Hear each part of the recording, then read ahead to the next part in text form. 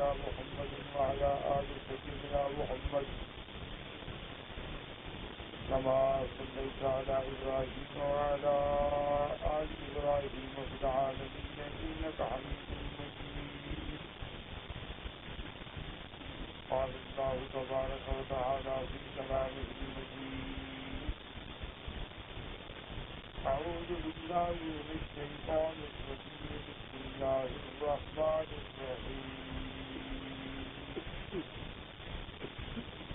واذكر في الكتاب مريم إذ انتبذت من أهلها مكانا شرقيا فاتخذت من دونهم حجابا فأرسلنا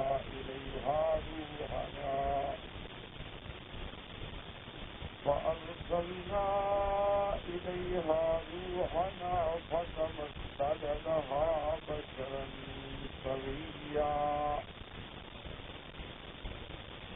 قالت إني أعوذ بالرحمن منك إن كنت تقيا قال إنما أنا رسول ربك لأهب لك غلاما زكيا قالت أنى يكون لي غلام ولم يمسسني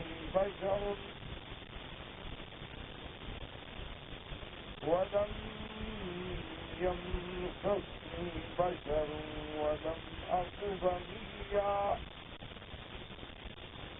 قال كذلك قال ربك هو علي هين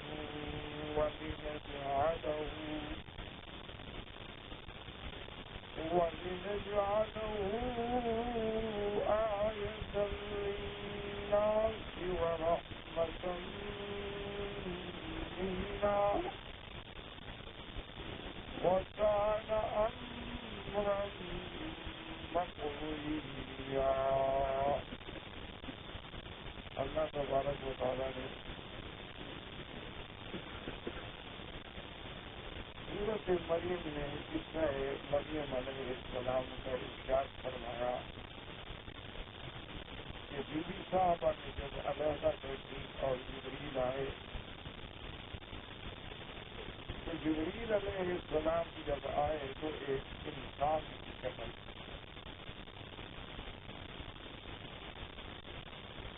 کیونکہ یہ قاعدہ ہے کہ جبریل علیہ السلام اگر اپنی اصلی صورت میں ہوں تو ان کو تو مریم دیکھتی قوت رویت بھی نہیں رکھتی ملک، اور فرشتہ حضرت جبریل کو تو اللہ کے کسی نبی نے بھی اپنی شکل میں نہیں دیکھا نہ سوائے حضرت محمد مصطفیٰ صلی اللہ علیہ وسلم سے حضور پاک نے 2 دفعہ دیکھا. ایک دفعہ حضور صلی اللہ علیہ وسلم نے انہیں دیکھا ہے زمین پر، اور ایک دفعہ حضرت جبریل علیہ السلام کو اس کی صورت اصلیہ میں دیکھا ہے آسمان. لیکن جب حضور پاک نے اس کو زمین میں دیکھا تو حضور صلی اللہ علیہ وسلم سے بھی رشتی کاری ہوئی. بی مریم کیسے دیکھ سکتی؟ اس لیے اللہ نے انہیں ایک تندرست انسان کی شکل میں بھیجا. بی بی صاحبہ میں سے عزت تھی، عظمت تھی، حیا تھا، اس لیے فوراً پکار اٹھی کہ انی اعوذ بالرحمن منک ان کنت تقیا، کہ میں اپنے رحمان یعنی اللہ کے نام سے پناہ پکڑتی ہوں، اور ان کنت تقیا اگر ہو تم اللہ سے ڈرنے والے تو میرے قریب نہ آؤ. اب حضرت جبریل علیہ السلام نے فرمایا انما انا رسول ربک، میں تیرے رب کا بھیجا ہوا کافر. کیوں لہٰذا کے غلام کیا تاکہ میں تجھے ایک باقی کا لڑکا دے. اب جیسے بعض لوگوں نے نعوذ باللہ نعوذ باللہ عامت المسلمین کو گمراہ کرنے کے لیے ان آیات کا سہارا پکڑا ہے کہ اگر جبریل کسی کو بچہ دے سکتا ہے تو اللہ کے اولیاء بھی دے سکتے ہیں. جبریل علیہ السلام جو ہیں وہ بھی تو نبی نہیں ہیں، اللہ کے فرشتے. اور فرشتوں سے ایک انسان جو ہے یعنی انبیاء تو سب سے افضل ہے، لیکن اولیاء اللہ کا بھی کوئی مقام ایسا کم نہیں ہے. تو اگر جبریل کہتے ہیں کہ یہ بالا کہ میں تمہیں یہ بات میں تمہیں دوں، تو اگر جبریل علیہ السلام میں یہ طاقت ہے تو اولیاء اللہ میں بھی یہ طاقت ہے کہ وہ بھی جس کو چاہے بچہ دے دیں. تو یہ دراصل اللہ کے قرآن میں یا تو تحریف ہے کہ اللہ کے قرآن کے معانی سے بگاڑا گیا، آمدن یا اللہ معاف کرے ایک ذہن جب بن جاتا ہے برات اسی طرح بات کے بعد میں کہتا ہے.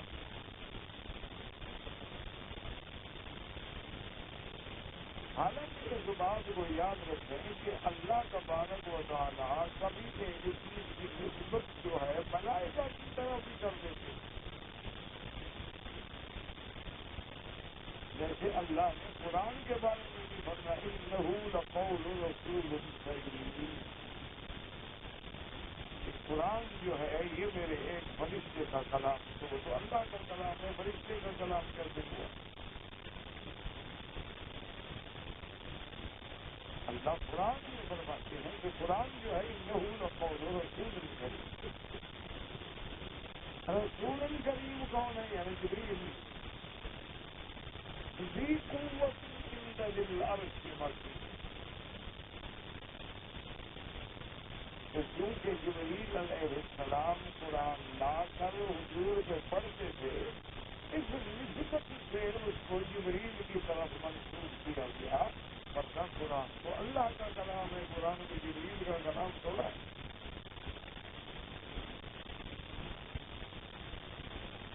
جیسے اللہ تبارک و تعالیٰ نے فرمایا ہے کہ قل یتوفاکم ملک الموت الذی وکل بکم، تمہارے ارواح قبض کرتے ہیں کون؟ ملک الموت.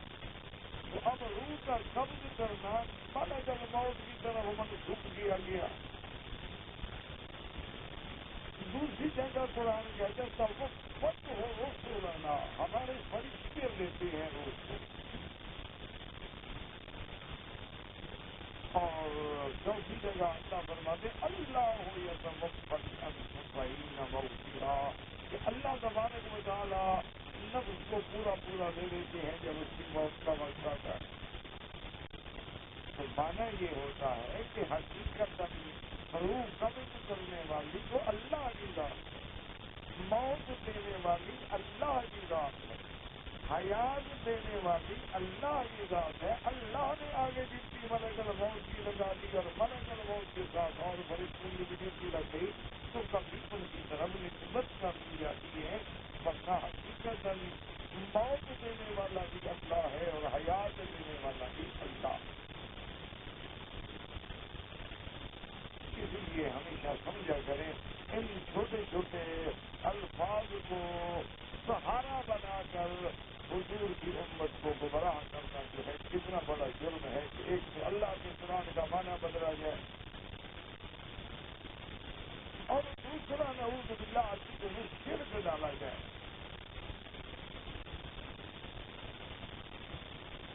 یہ کیسا ہوتا ہے ہمیشہ باطل کرنے کا یاد رکھیں.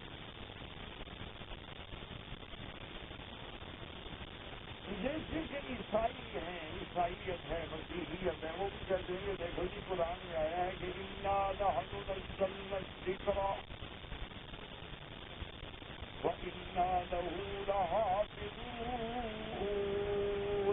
تاکید ہم نے اتارا جمع کا صیغہ.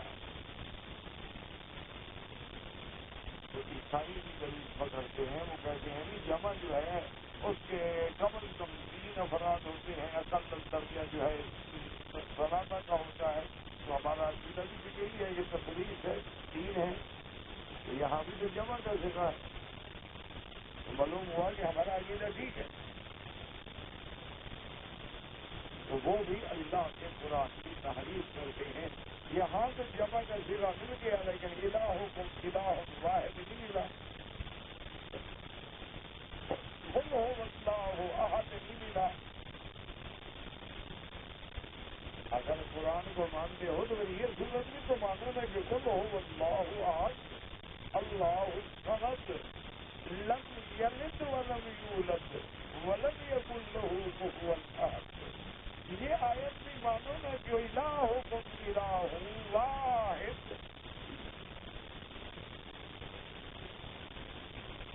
تو یہ باطل لوگوں کا کام ہے، گمراہ فرقوں کا کام ہے کہ اللہ کے قرآن کو بدل ڈالیں، اللہ کے قرآن میں تحریف کے معنی بھی کریں اور ایسے ایسے ترجمے کریں تاکہ ان کا باطل عقیدہ ثابت ہو سکے. یہ تو باطل فرقوں کا کام ہے، حق والی چیز کا کام ہے.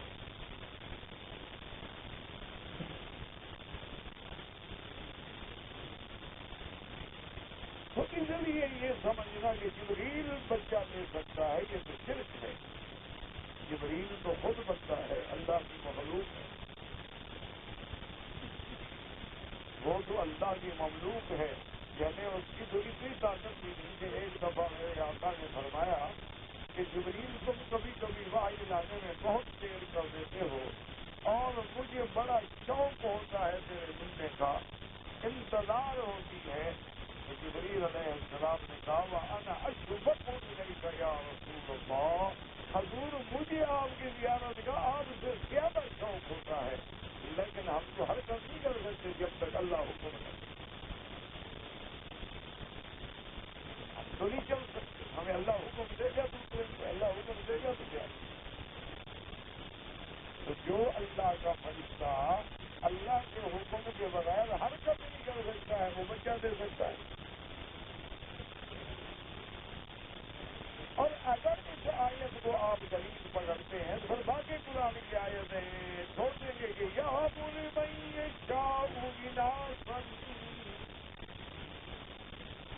یہاں بولی بھائی یہ اللہ فرماتے ہیں ہماری مرضی چاہے تو لڑکیاں دے چاہے لڑکے دیں. دینے والا تو اللہ ہے، پھر اس آیت کو چھوڑ دیں. اس لیے ہمیشہ اللہ تبارک و تعالی رحمت فرمائے کہ اللہ کے قرآن کو اسی معنی میں رکھا جائے جو قرآن کی تفسیر ہے اور جو فرمان محمد عربی صلی اللہ علیہ وسلم ہے. اور یہاں تو بری سی بات ہے کہ جبریل کہہ رہے ہیں کہ انما انا رسول ربک، میں تیرے رب کا بھیجا ہوا قاصد ہوں، مجھے تو اللہ نے بھیجا. اتنی وضاحتوں کے بعد اللہ کے قرآن کے ترجمے کو بدلا جائے. اب جناب بی بی مریم علیہ السلام دیکھیں وہ فوراً بول پڑی، انہوں نے کہا اللہ یکون لی غلام، مجھے کیسے لڑکا ہوگا.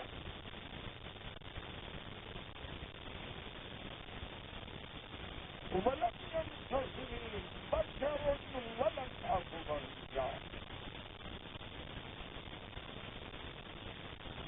کہ مجھے تو کسی انسان نے چھوا بھی نہیں، ہاتھ تک بھی نہیں لگایا ہے اور نہ میں گناہگار ہوں.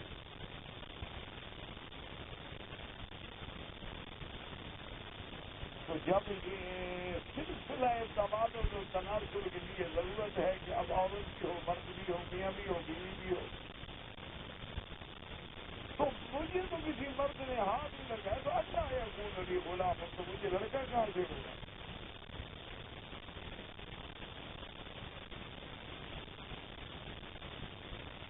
اب حضرت جبریل علیہ السلام نے یہ تو نہیں کہا نا کہ میں جو دینے والا ہوں میں دے دوں گا.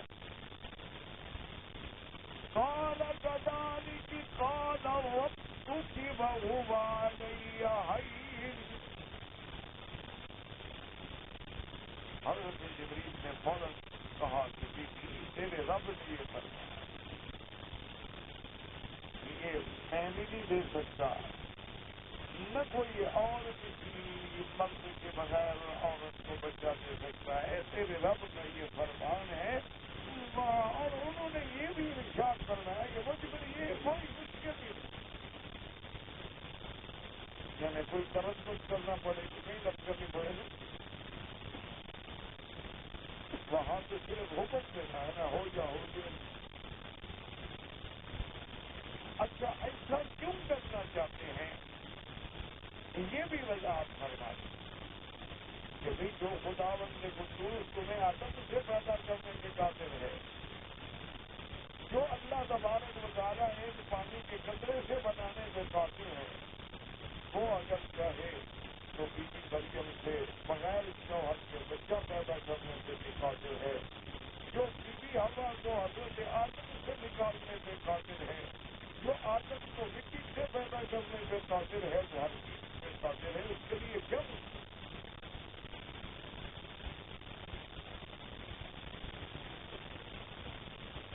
اب یہ سوال پیدا ہوتا تھا کہ ایسا کیوں کیا جائے گا؟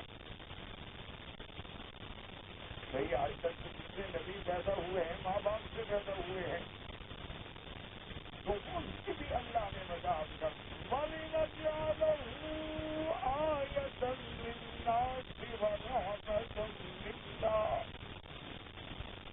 اللہ نے فرمایا کہ بی بی کو سمجھا دے کہ ہم چاہتے ہیں کہ اپنی قدرت کی نشانی کا اظہار کریں۔ ہم حضرت عیسیٰ علیہ السلام کو آیت آیات اللہ کی نشانیوں میں سے نشانی بنانا چاہتی ہیں، اور ہماری رحمت ہے آپ پر کہ ہم نے آپ کو چن لیا ہے، ورنہ اللہ چاہتے کسی اور کو پیدا کر دیتے۔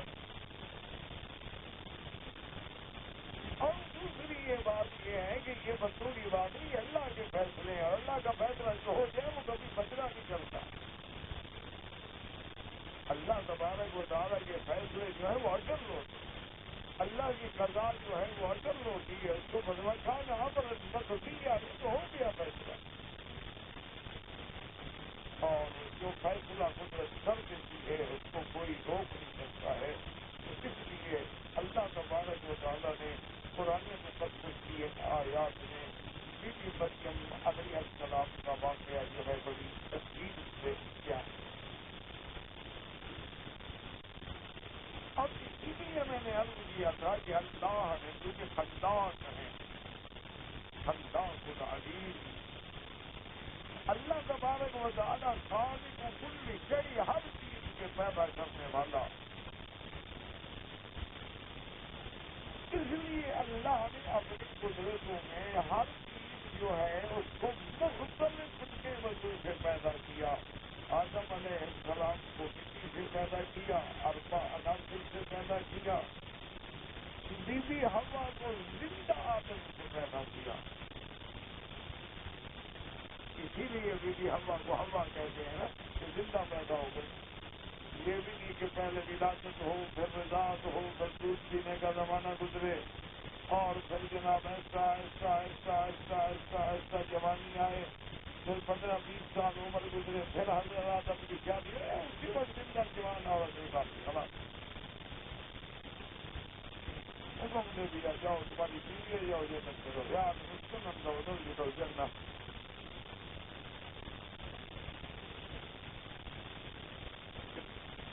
تو یہ اللہ تبارک، اور اسی طرح اللہ نے ملائکہ کو نور سے پیدا فرما دیا، کیونکہ ملائکہ سے کام ہی ایسا لینا تھا، اور سب سے تیز رفتار دنیا میں چیز کیا ہے؟ نور ہے، سب سے زیادہ تیز رفتار چیز کیا ہے؟ روشنی۔ ملائکہ نور ہے، آسمانوں پہ جانا، آسمانوں پہ آنا، بچوں کے اعمال لکھنا، پہنچانا، پھر لے آنا، پھر اترنا، پھر چڑھنا، تو آسمان زمین 500 سال کا سفر ہے، لیکن فرشتے چونکہ نورانی ہے وہ تو اتنی دیر میں چلتے ہیں کہ ایسے پلک جھپکنے سے بھی پہلے آسمان پہ پہنچ جاتے ہیں۔ جب نور کی سپیڈ جو ہے وہ 80 لاکھ میل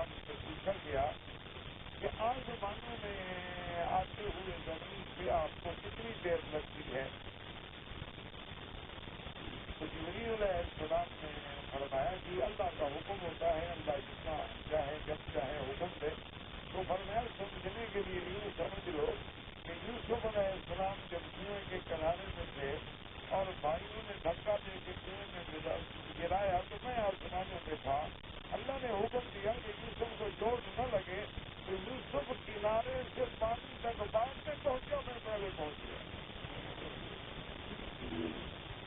کتنی دیر میں پہنچ گیا۔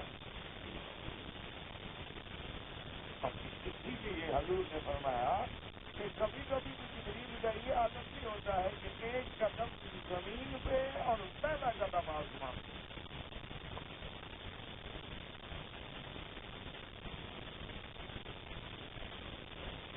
اسی لیے تو میں لیلۃ المعراج میں آپ دیکھیں نا کہ پہلا آسمان، دوسرا، تیسرا، چوتھا، پانچواں، چھٹا، ساتواں، سدرۃ المنتہا، فانتقاء رب سبحانہ و تعالی، اور رات بھی کب ملے اور 3500 سال کا سفر طے ہو جائے۔ بھائی ہر زمین میں آسمان کے درمیان فاصلہ ہے 500 سال کا، تو 7 آسمان، 7 5 35، تو 3500 سال کا فاصلہ ہوا۔ 3500 سال کا فاصلہ اتنا طے ہوا کہ ابھی رات نہیں ہوتی، حضور واپس مکے میں بھی آ گئے۔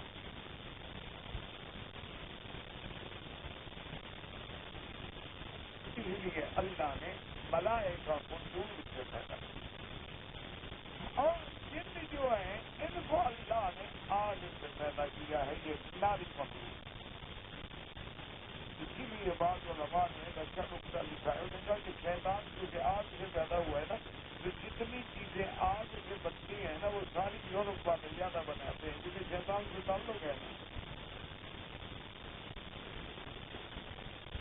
کیونکہ اس کا جو ہے نا وہ ناری ہے کہ جس میں اب ایٹم بنے گا، یہ ساری چیزیں، وہ زیادہ ان کا دماغ چلے گا، کیونکہ شیطان بھی علم ساتھ ہے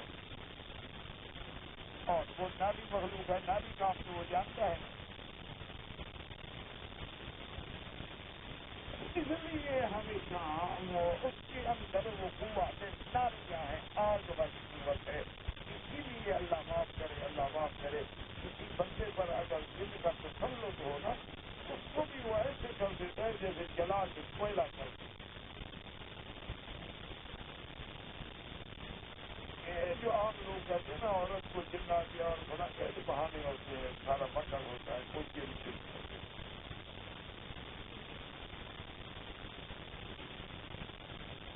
جن ہوتا ہے، جنوں کا اثر ہوتا ہے، جن بندوں کو اٹھا لیتے ہیں، جن مردوں پہ عاشق ہو جاتے ہیں، جن عورتیں مردوں پہ عاشق ہوتی ہیں، مرد عورتوں پہ عاشق ہوتے ہیں، یہ حقیقت ہے۔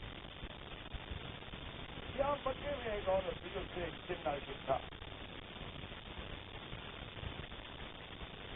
جب حضور صلی اللہ علیہ وسلم کی نبوت مل گئی اور وہ جن آیا اس عورت کے گھر میں اور درخت پہ آ کے بیٹھا ایک پرندے کی شکل میں، وہ عورت پہچان گئی، کیونکہ جس کے ساتھ جن کا تعلق ہے وہ پہچان لیتا ہے، دوسرا نہیں پہچان،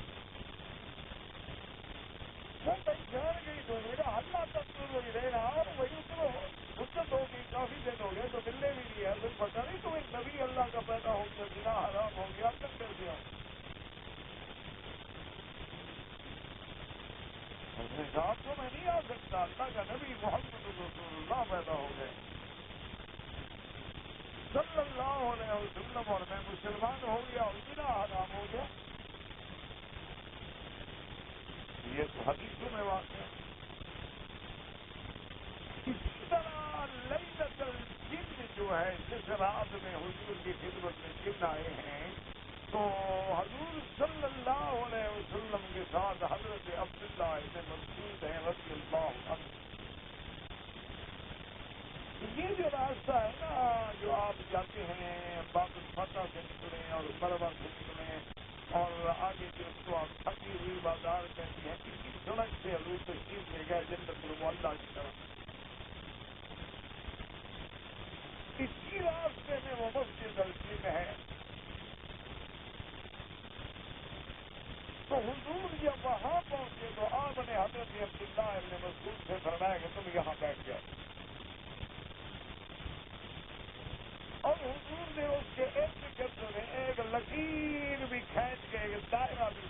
فرمایا اس سے باہر نہ نکلنا. اسی لیے بعض علماء جس بات کہتے ہیں کرا دیتے ہیں یہ وہی ہے جو حدیث میں موجود ہے. حضور صلی اللہ علیہ وسلم نے ایسے نظیر کھینچ دی اور فرمایا دیکھو یہی انتظار کرنا خود شہادت ہو جائے باہر نہ نکلنا اس سے. حاضری حضور تشریف ہے. حضور صلی اللہ علیہ وسلم جنت المعلیٰ کے قریب جب تشریف لے گئے حضور ابتدا مسجد کہتے ہیں میں نے دیکھا کہ روشنیاں ہیں اور دیے چل رہے ہیں اور لیمپ ہیں اور لوگ ہیں اور شور ہے اور میں تو ڈر گیا. میں نے کہا کہ حضور کی ذات مبارک پہ کوئی دشمن حملہ نہ کر دے. میرا ارادہ ہوا کہ میں دوڑ کے جاؤں پھر کیا رہا. حضور نے کہا تھا ادھر سے نہیں نکلنا.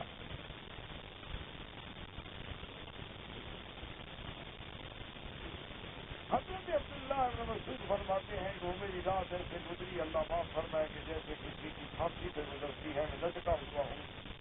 چھوڑ کے بعد پھر یاد آیا حضور نے فرمایا نہیں نکلنا. پھر بیٹھ جاؤں. صبح کی نماز کے وقت حضور آئے تو میں بڑا پریشان ہوں. میں کیا بات ہے؟ میں نے کہا عبداللہ میں نے تو بڑا شور سنا اتنا آوازیں تھیں اور روشنیاں تھیں اور شور تھا میں تو ڈر گیا. عبداللہ نے کہا آپ کا حکم تھا میں نے نہیں نکلا. آپ نے ورنہ بہت اچھا کیا کہ تم نہیں نکلے. اگر تم اس دائرے سے نکل لاتے رہے تو پکڑ جن اٹھا کے لے جائے.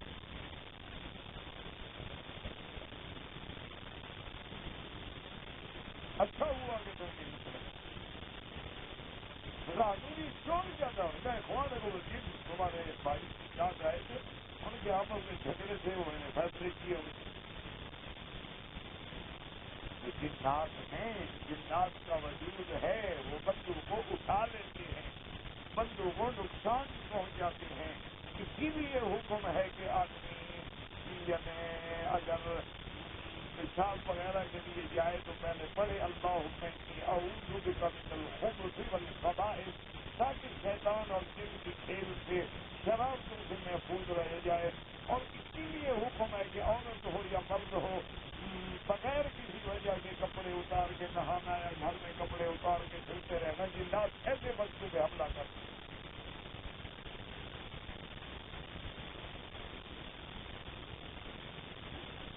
اس لیے بڑی آدمی کو احتیاط کرنی چاہیے. لیکن یہ جو عام ہمارے یہاں رواج ہو گیا ہے نا یہ تو مکر ہوتا ہے. یعنی 100 میں سے یوں سمجھ لو کہ 99% تو عورتوں کا مکر ہوتا ہے 1% جن بھی ہوتے ہیں. اور جن کو جن ہوتا ہے نا اللہ معاف کرے اللہ سے دعا کرے اللہ ہمیں ہر چیز و شیطان کے حملے سے بچائے. وہ تو آگ ہے نا جی وہ تو جلا دیتا ہے بد وقت.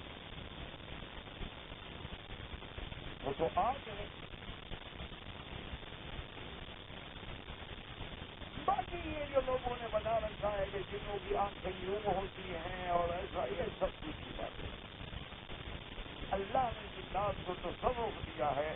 وہ چاہے تو بچھو بن جائے چاہے تو سانپ بن جائے چاہے تو بکری بن جائے چاہے تو بندہ بن جائے. اللہ نے ان کو تشکل میں اشکال مختلف عقیدہ کرتی ہے وہ اپنی شکلیں تبدیل کر لیتے ہیں. اچھا ایک بات یاد رکھیں کہ جب جن شکل تبدیل کر لیں مثلاً وہ بکری بن جائے اور آپ پکڑ لیں نا پھر نہیں بات کرنا. اگر وہ بدبخت اپنی شکل میں ہو تو پھر تو پکڑا ہی نہیں جاتا نا. پھر تو طاقت ہے اس میں. اگر وہ بندہ بن گیا آپ نے پکڑ لیا آپ نہیں بات کرتے.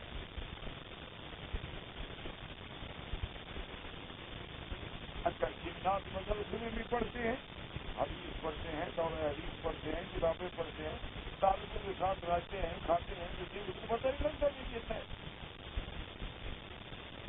انسان کی شکل میں ہے. کبھی کبھی کوئی حرکت کر بیٹھا تو راز کھل گیا. بچہ جو ہے وہ پتہ نہیں لگتا آدمی کو باقاعدہ پڑھتے رہتے ہیں کئی 30 سال پڑھتے رہتے ہیں. تو یہ کوئی بڑی بات نہیں ہے. جنات جب اللہ کی مخلوق ہے جیسے انسان ہے ویسے جن ہے وہ چھپے ہوئے ہیں ہم ظاہر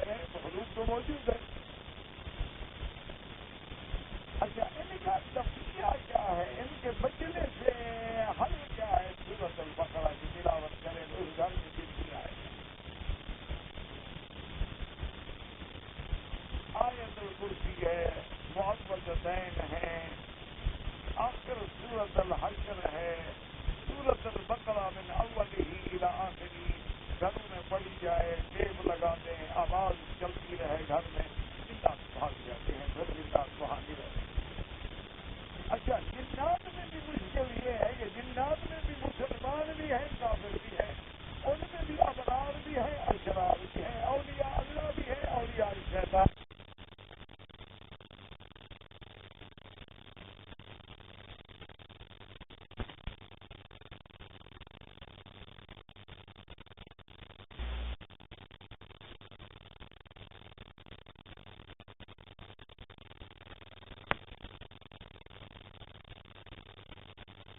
یعنی ساری پارٹیاں ان میں بھی موجود ہے، جیسے یعنی تمہارے یہاں شیعہ سنی ہے، ان میں بھی شیعہ سنی ہے، جیسے تمہارے یہاں اہل سنت ہیں، اہل بدعت ہیں، ان میں بھی اہل سنت اہل بدعت ہیں، جیسے تمہارے یہاں فدائی ہیں، حلوائی ہیں، ان میں بھی یہ ساری پارٹیاں ہیں۔ اچھا، ان میں بڑے بڑے محدث بھی ہیں، بڑے بڑے اولیاء اللہ بھی ہیں۔ جب صحابی ہیں تو بات تو ختم ہو گئی نا۔ باقی ہمارے اساتذہ میں یعنی علماء میں جو سند ہے نا حدیث کی، ان میں ایک استاد جو ہے وہ جنی ہے، جن ہے۔ وہ واقعی اصل میں یوں ہوا تھا کہ ایک بہت بڑے عالم تھے، وہ رات کو بخاری شریف کا مطالعہ کر رہے تھے، یکدم جو دیکھا تو آگے سانپ بیٹھا ہوا تھا، تو ان کے ہاتھ میں کوئی چھری تھی یا چاقو تھا، مارا تو وہ مر گیا۔ تھوڑی دیر کے بعد 2-3 بندے آئے، ان کو پکڑ کے لے گئے، جا کے انہوں نے ایک بڑی دربار لگی ہوئی ہے، بادشاہ بیٹھا ہے، پہرا ہے، میدان ہے، لوگ ہیں، ان کو کیا؟ انہوں نے کہا جی یہ ہمارے ساتھی کا قاتل ہے، اس نے ہمارے فلاں ساتھی کو قتل کیا چاقو سے۔ بادشاہ نے پوچھا کیا بات ہے؟ انہوں نے کہا جی میں نے تو قتل نہیں کیا۔ انہوں نے کہا نہیں آپ نے مارا ہے؟ انہوں نے کہا میں نے سانپ کو تو مارا ہے، میں نے کسی بندے کو نہیں مارا ہے، سانپ مارا ہے میں نے۔ انہوں نے کہا وہی تو ہمارا ساتھی تھا، سانپ مارا ہے۔ انہوں نے کہا جی پھر میرا کیا قصور ہے، مجھے کیا پتا کہ وہ جن تھا۔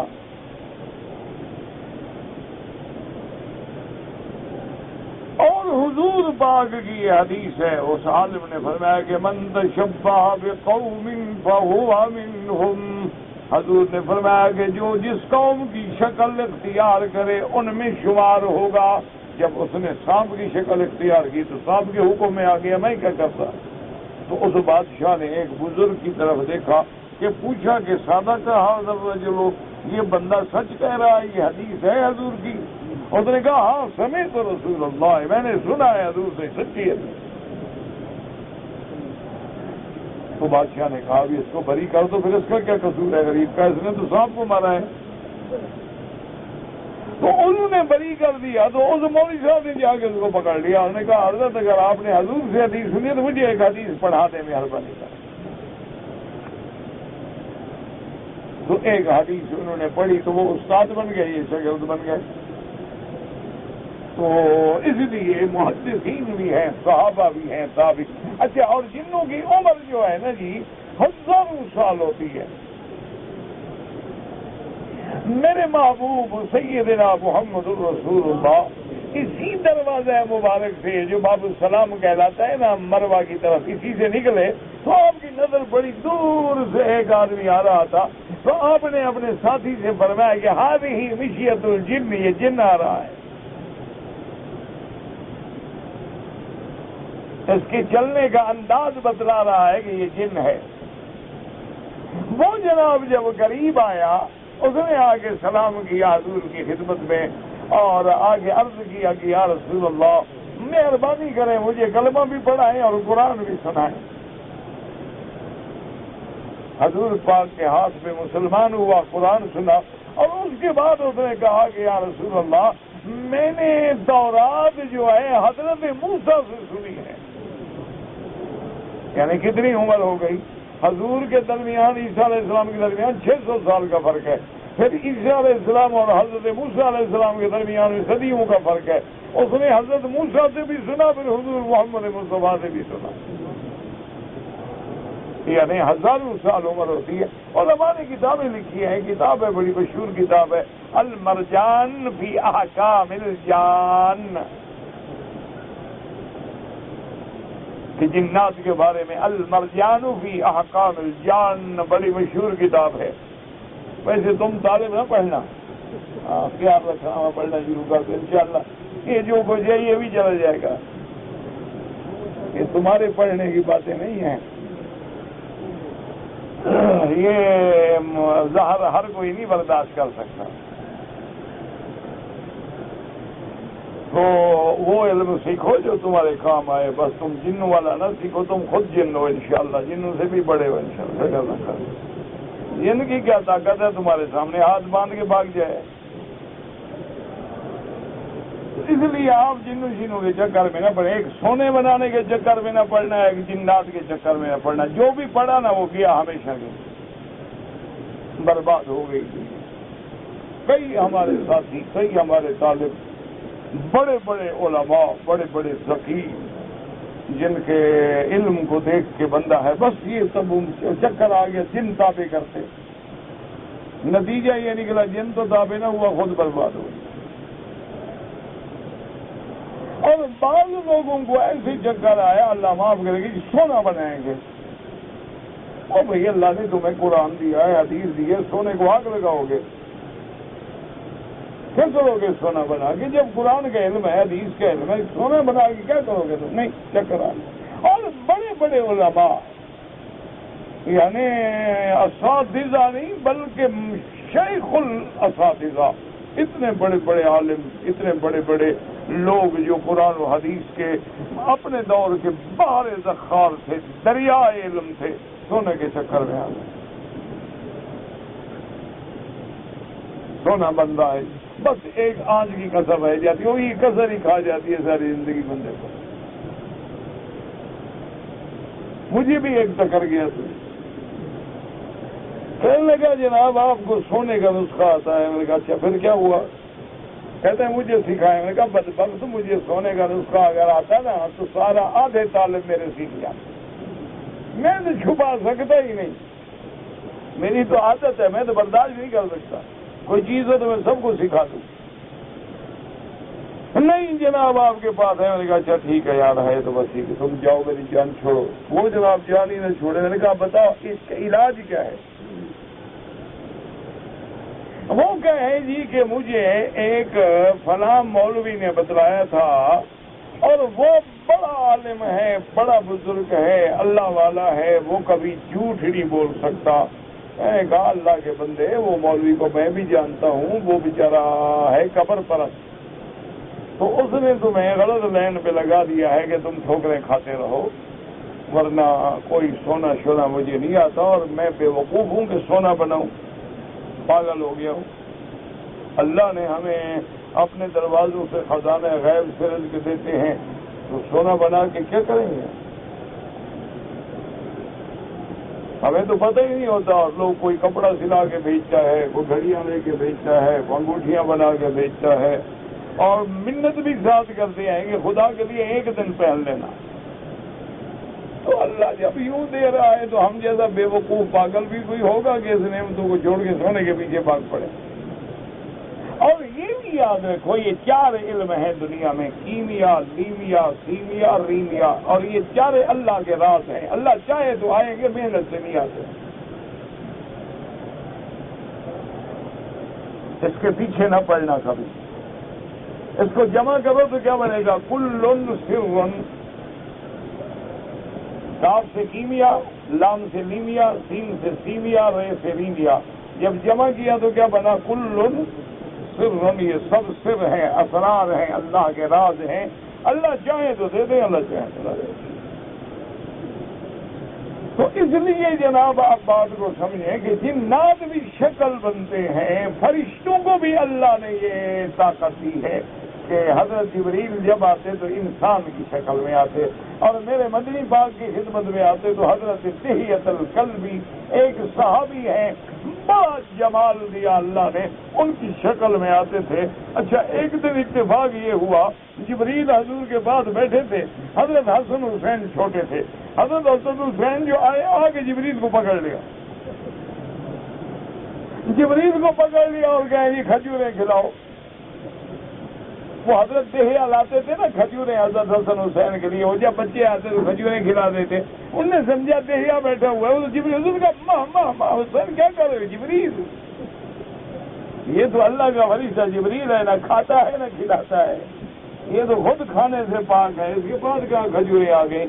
تو حضرت حسن حسین سمجھے کہ حضرت دہیا بیٹھی ہوئے، اس لیے بی بی مریم کے پاس جب جبریل آئے تو وہ بھی انسان کی شکل میں آئے، فتمثل لها بشرا سویا، سویا کا معنی تندرست، اور ساتھ بتلا دیا کہ انما انا رسول ربک، اور حضرت عیسیٰ کو کیوں ایسا پیدا کریں گے، وَلِنَجْعَلَهُ آیَةً لِلنَّاسِ، لوگوں کے لیے میری قدرت کی نشانی بھی ہے اور امتحان بھی ہے، کہ عیسائیت اسی امتحان کا شکار ہو گئی کہ جی بغیر باپ کے پیدا ہوا ہے، اس کا معنی ہے اللہ کا بیٹا ہے،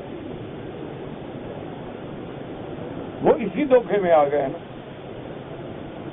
ہم نے کہا کہ جناب یہ حضور سے کہا نجران کے نصارہ نے کہا یا رسول اللہ صلی اللہ علیہ وسلم عیسیٰ علیہ السلام کا باپ ہے، آپ نے فرمایا نہیں، انہوں نے کہا جی اور بندہ بتلائیں جس کا باپ نہ ہو، تو اگر عیسیٰ کا باپ کے بغیر پیدا ہونا آپ مانتے ہیں تو اللہ کا بیٹا مان لیں۔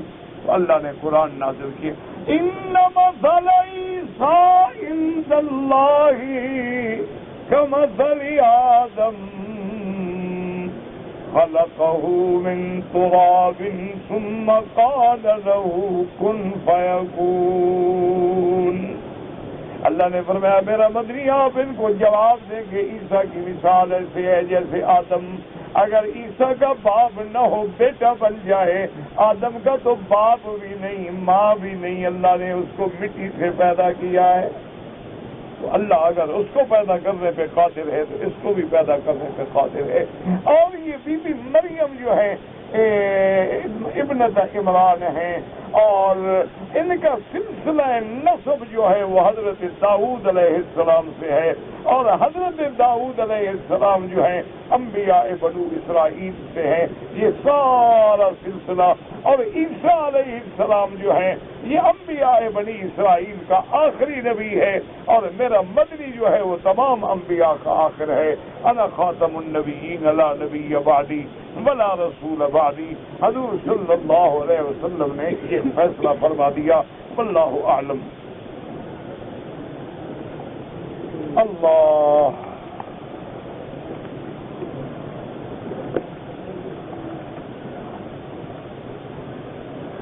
میری بیوی مدینہ منورہ سے روانہ ہوئی، ایام حیض آ گئے، عمرے کی نیت نہیں کی۔ میرا بھائی عورت کو اگر حیض بھی ہو تو عمرے کی نیت عورت کر سکتی ہے، مسئلہ سمجھیں۔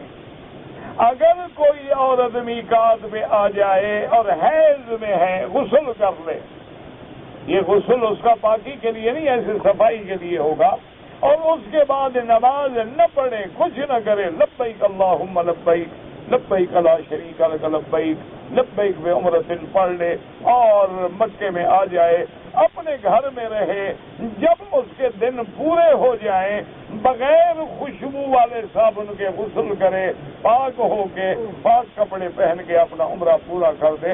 عورت حیض کی حالت میں نیت کر سکتی ہے، عمرہ کر سکتی ہے، طواف نہیں کر سکتی، تاکہ جب تک پاک نہیں ہوگی اس نے غلطی کی ہے۔ اب حل یہ ہے کہ جس دن عورت پاک ہو جائے اسی دن فوراً گاڑی پکڑو اور مدینے چلے جاؤ، وہاں سے دوبارہ نیت کر کے عمرہ کر دو تاکہ بکری سے بچ جاؤ گے، ورنہ دم دینی پڑے گی۔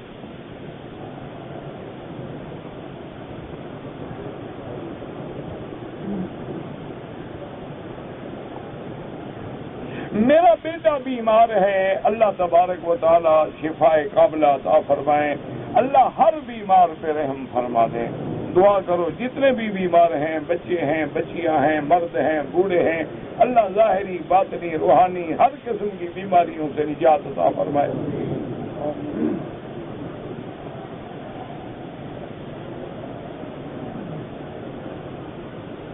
کہتے جی کہ میں نے استخارے کی دعا پڑھی ہے، اس میں لکھا ہے اللہم ان کنت تعلم، وہاں سے کیا غلط ہے؟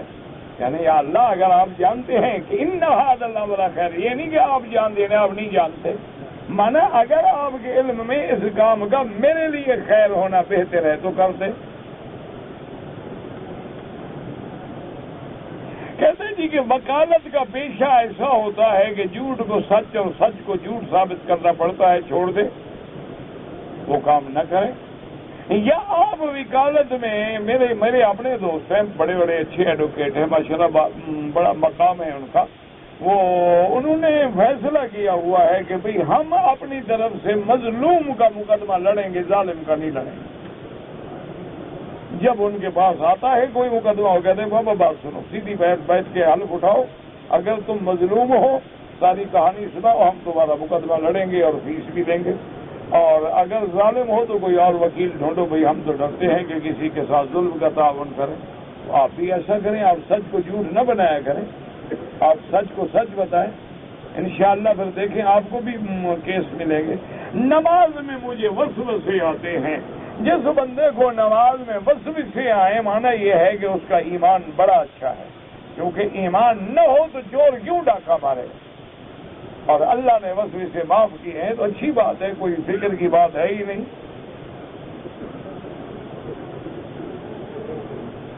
کہتے جی کہ ہمارے ملک میں قرآن کا ختم کر کے پھل اور مٹھائی بانٹتے ہیں تو مولوی کہاں سے کھائیں؟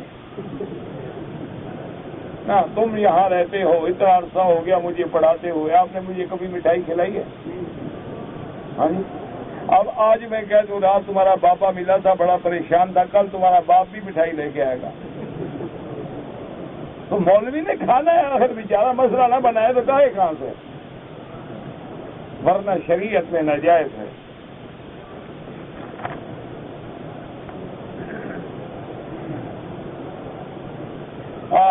ایک آدمی آیا، تم کہاں ہو؟ میں نے کہا اللہ کے گھر میں ہوں۔ تم نے گناہ کیا؟ اللہ کے گھر میں ہوں کہنا کیا گناہ ہے؟ بھئی ساری زمین کس کی ہے؟ ہر آدمی اللہ کی زمین میں ہے، اللہ کے گھر میں ہے۔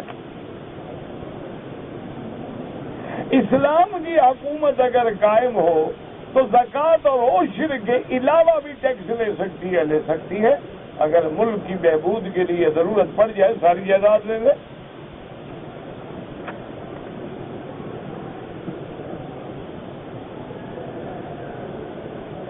اپنا خلفاء راشدین کے وقت میں غیر مسلموں سے جو جزیہ لیا جاتا تھا مختلف ہوتا تھا، جیسے خیبر میں حضور پاک نے آدھے آدھے پہ فیصلہ کر لیا کہ جو فصل ہوں گے آدھا تمہارا ہوگا آدھا مسلمانوں کا ہوگا۔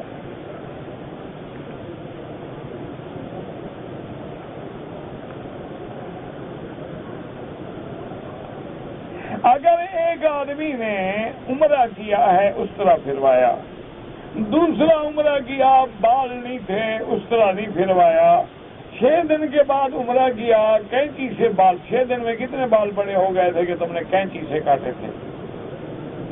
منع یہ ہے کہ دم پڑ گئی، بال ہوں یا نہ ہوں اس طرح پھروانا ہوگا۔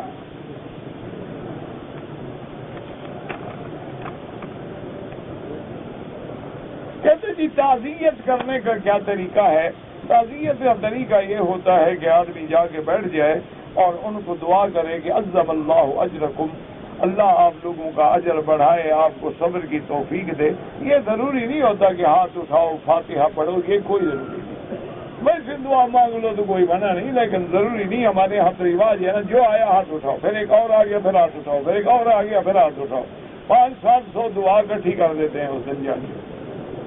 یہ تو رواج بن گیا ہے، کوئی شریعت کا حکم نہیں ہے۔ قرآن 6 قرآن کا ختم، 5 لاکھ درود، 50,000 لا الہ، پتہ نہیں، مجھے نہیں پتا کیا لکھا ہے آپ نے۔ قرآن و حدیث کی روشنی میں ہدیہ کس کو دینا چاہیے؟ جس سے آپ کی محبت ہو اس کو ہدیہ دے۔ ہدیہ تو ہر غریب امیر سب کو دے سکتے ہیں، آپ بڑے آدمی کو بھی دے سکتے ہیں، اپنے استاد کو، شیخ کو، مرشد کو، بزرگ کو، کسی اللہ والے کو، کسی فقیر غریب، جس کو چاہے۔ ہدیہ کیا ہے؟ ہدیہ تو ہدیہ ہے۔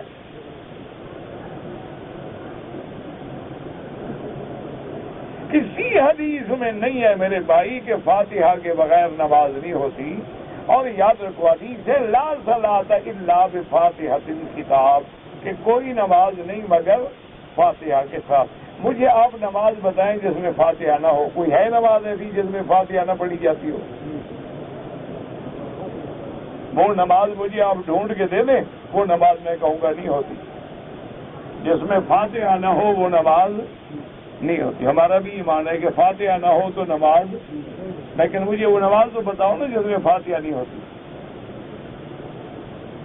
جھگڑا ہو گیا اب امام مقتدی کا، تو لا صلاۃ الا بفاتحۃ الکتاب، مقتدی کا لفظ کہاں ہے؟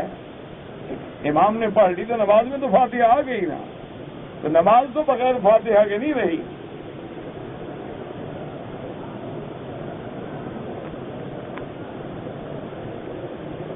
باقی مجھے مقتدی کا لفظ دکھا دیں، میں بھی پڑھنی شروع کر دوں گا. کوئی جھگڑا نہیں، لڑائی تو بے وقوف کرتے. ہم آپ کو دکھاتے ہیں کہ حضور نے سکھایا ہے کہ جب امام تکبیر کہے تم تکبیر کہو، جب امام رکوع کرے تم رکوع کرو، جب امام سجدے میں جائے تم سجدے میں جاؤ، اور جب امام پڑھے تم چپ کرو. جب امام غیر المغضوب علیہم ولا الضالین کہے تو تم آمین کہو. جب امام سمع اللہ لمن حمدہ کہے تو تم ربنا لک الحمد کہو. ہم تو اس حدیث سے عمل کریں، امام پڑھتا ہے ہم چپ رہتے.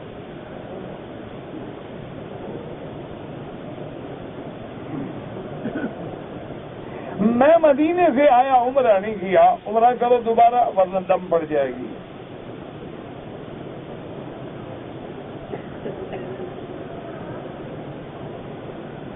میری بیوی کو حیض کی بیماری ہے اور اندرونی زخموں کی وجہ سے خون آتے. وہ بیماری ہے، حیض تو نہ ہوا نا. حیض وہ ہوتا ہے جو ایک مہینے میں عورت کو ایک دفعہ آتا ہے، 6 دن کے لیے، 8 دن کے لیے، 10 دن کے لیے، 3 دن کے لیے. لیکن اس کے بعد بھی اگر بند نہیں ہوتا وہ تو استحاضہ ہے، وہ تو بیماری ہے، وہ تو حیض نہیں ہے.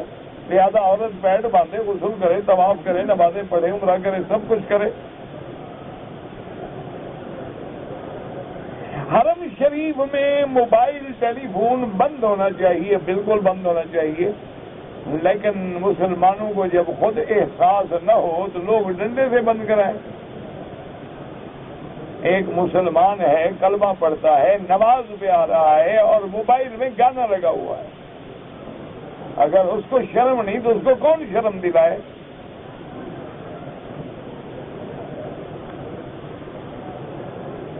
کتنے سال کے بچوں کو مسجد میں آنا چاہیے؟ ہر بچہ آ سکتا ہے، چھوٹا ہو یا بڑا ہو. حدیث میں ہے نا، حضور کے کندھے پہ بیٹی کی بچہ جو ہے سوار ہے، حضور سجدے میں، اور چھوٹی بچی کندھے پہ بیٹھی ہے.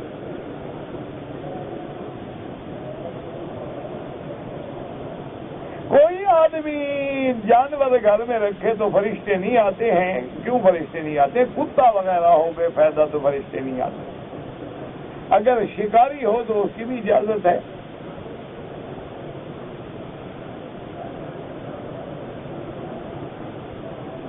کہتے جی کہ وہ بابا یہ بینک والی عمارتوں کے سائے میں، یہ اللہ والوں کا مقام ہے کہ سائے کے نیچے نہ بیٹھیں. ہم تو مجبور ہیں، کیا کریں، جائیں کہاں؟ ہر جگہ تو سود ہے یا بینک ہے. یا ہماری تو مسجدیں بھی اکثر بینک والوں نے بنائی ہوتی ہیں، بڑی بڑی خوبصورت مسجدیں. اوپر یہ بھی لکھتے ہیں ھذا من فضل ربی. ایسے یاد رکھو، ایسی مسجدوں میں نماز نہیں ہوتی جو بینک کی پیسے سے بنی ہو یا انشورنس کے پیسے سے بنی ہو. نماز نہیں ہوتی. حرام کے پیسے سے مسجد میں نماز نہیں ہوتی.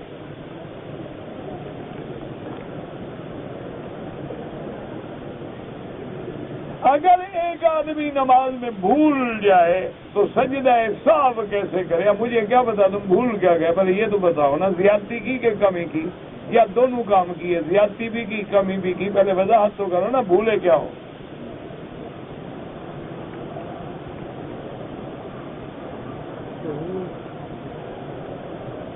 اگر ہم عمرے پہ لیے آئے ہیں، مدینہ منورہ میں 40 نمازیں پوری کرنا کوئی ضروری نہیں. اللہ نصیب کرے تو 40,000 نمازیں پڑھو، لیکن نہ ملے تو ایک نماز پڑھ کے بھی آ جاؤ.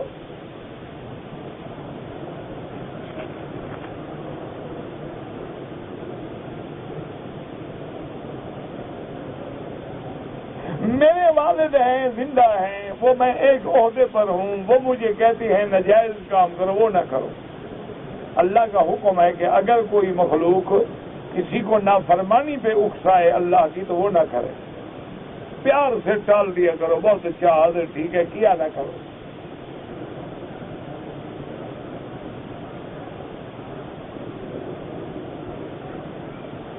بیت اللہ شریف میں خلفائے راشدہ کا نظام بالکل موجود ہے، یہاں تمام فیصلے جو ہیں قرآن و حدیث پہ ہوتے ہیں۔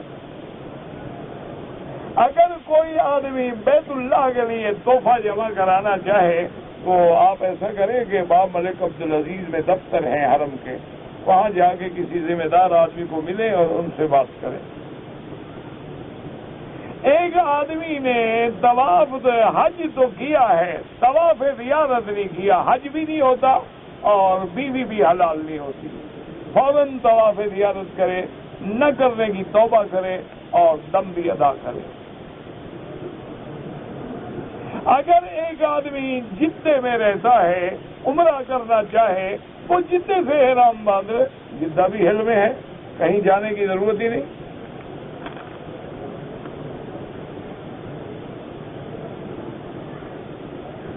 کہتے ہیں جی کہ بعض لوگ جو ہیں نماز پڑھنے کے بعد سلام نہیں پھیرتے بلکہ رانوں پہ ہاتھ مارتے ہیں، یہ روافض ہے، شیعہ کے نزدیک جو ہے سلام نہیں ہے بلکہ ہاتھوں کی حرکت کا نام نماز سے نکلنا ہے۔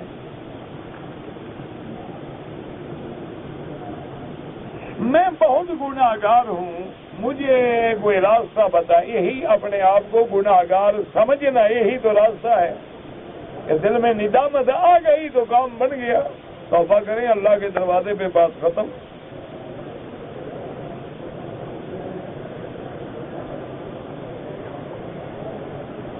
زمین میں کتنا مقام نماز پڑھنا منع ہے، غسل خانے میں منع ہے، اونٹوں کے باڑے میں منع ہے، پلید جگہ پہ منع ہے، جہاں گندگی ہو منع ہے، ارض مغصوبہ پہ منع ہے، کئی مقامات پہ منع ہے۔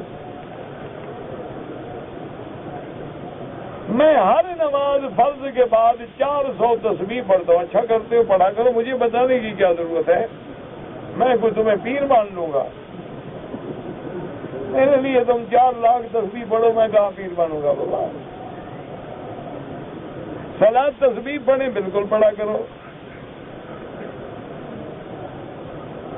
اگر ایک لڑکی کا نکاح نابالغ بچی تھی، وہاں باپ نے کر دیا، تو کیا بالغ ہونے کے بعد وہ انکار کر سکتی ہے؟ کر سکتی ہے، کورٹ میں جائے، محکمے میں جا کے درخواست دے۔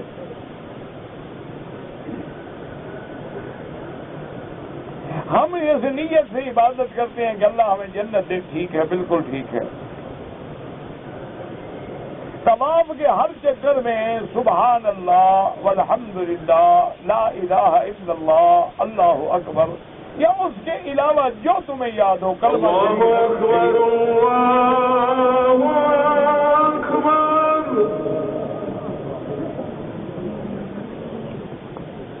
اللہ اکبر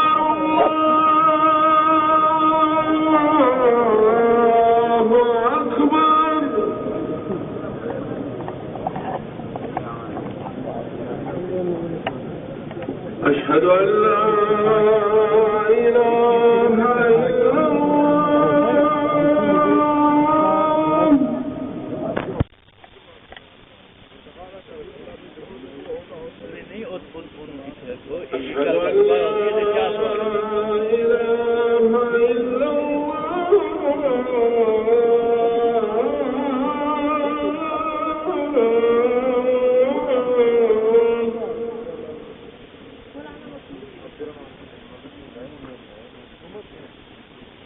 أشهد أن محمدا رسول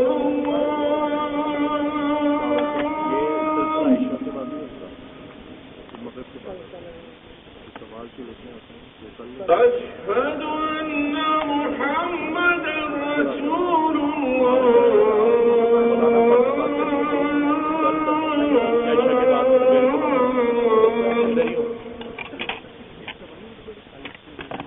بہت بات آئی ہے۔